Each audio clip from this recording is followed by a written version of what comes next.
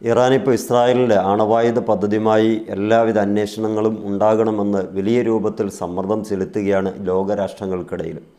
ലോകത്ത് ഇന്ന് വരെ ഓരോ ഘട്ടങ്ങളുടെയും ഡെവലപ്പാക്കി എടുത്തിട്ടുള്ള ആണവായുധങ്ങൾ ഇറാൻ്റെ കയ്യിൽ എത്ര ഉണ്ട് എന്ന് ചോദിച്ചാൽ ശൂന്യമാണെന്നും, എന്നാൽ ഇതിൻ്റെ പ്രതിയോഗിയായിട്ടുള്ള ഇസ്രായേലിൻ്റെ കയ്യിൽ ഒരുപാടെണ്ണമുണ്ട് എന്നും, അഥവാ 80ഓളം ആണവായുധങ്ങൾ സൂക്ഷിക്കുന്നുണ്ട് എന്നും രഹസ്യമായ പരസ്യമാണെന്നും അത് ഇൻ്റർനാഷണൽ അറ്റോമിക് എനർജി ഏജൻസി പരിശോധിച്ച് ഉറപ്പുവരുത്തി ലോകത്തിന് മുമ്പിൽ റിപ്പോർട്ട് സമർപ്പിക്കണമെന്നും, എങ്കിൽ മാത്രമേ ഞങ്ങളുടെ രാജ്യത്തേക്ക് അത്തരം പരിശോധനകൾക്ക് അനുവദിക്കപ്പെടുകയുള്ളൂ എന്ന ഉറച്ച നിലപാട് ഇപ്പോൾ ആയത്തുള്ള ഖാംനയുടെ നേതൃത്വത്തിൽ കൊണ്ടുപോകുന്ന രാജ്യത്തിൻ്റെ തലവനായിട്ടുള്ള അബ്ബാസ് പരാഷ്കി എന്ന് പറയുന്ന ആൾ പറഞ്ഞു കഴിഞ്ഞിരിക്കുന്നു.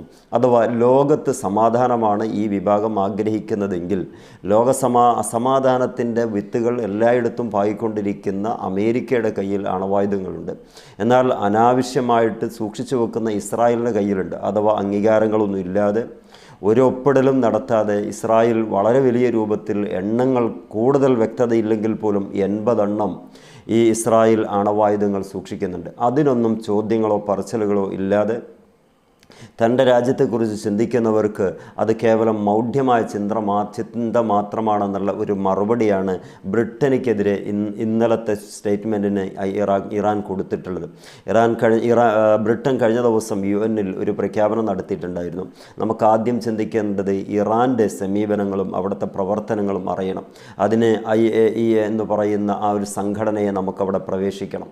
ഈ മറുപടി അഥവാ ഈ ഒരു പ്രസ്താവനയ്ക്ക് ഇറാൻ വളരെ വൈകിയാണെങ്കിൽ പോലും ഒരു മറുപടിയായിട്ട് കൊടുത്തിട്ടുള്ളത്, ഈ അനധികൃതമായി സൂക്ഷിച്ചു വെക്കുന്ന ഇസ്രായേലിൻ്റെ നടപടിയെ നിങ്ങൾ അപലപിക്കുകയോ അതല്ലെങ്കിൽ അത്തരം കാര്യങ്ങളെ കണ്ടെത്തി കെട്ടുകെട്ടിക്കുകയോ ചെയ്യാതെ ഇറാൻ്റെ മണ്ണിലേക്ക് വന്നിട്ട് ഇത്തരം കാര്യങ്ങൾ സംസാരിക്കാനോ പരിശോധിക്കാനോ ഞങ്ങൾ അനുമതി തരില്ല. ആദ്യം ഇസ്രായേൽ വളരെ ഭംഗിയായിട്ട് റിപ്പോർട്ട് ചെയ്യട്ടെ, അത് അറ്റോമിക് എനർജി ഏജൻസി അത് ലോകത്തിനു മുമ്പിൽ തുറന്ന് കാണിക്കട്ടെ, എന്നിട്ടാകട്ടെ ഈ ഇറാൻ്റെ ആവശ്യവുമായിട്ട് നിങ്ങൾ വരേണ്ടത്. വളരെ കൃത്യമായ ഒരു മറുപടിയാണ്.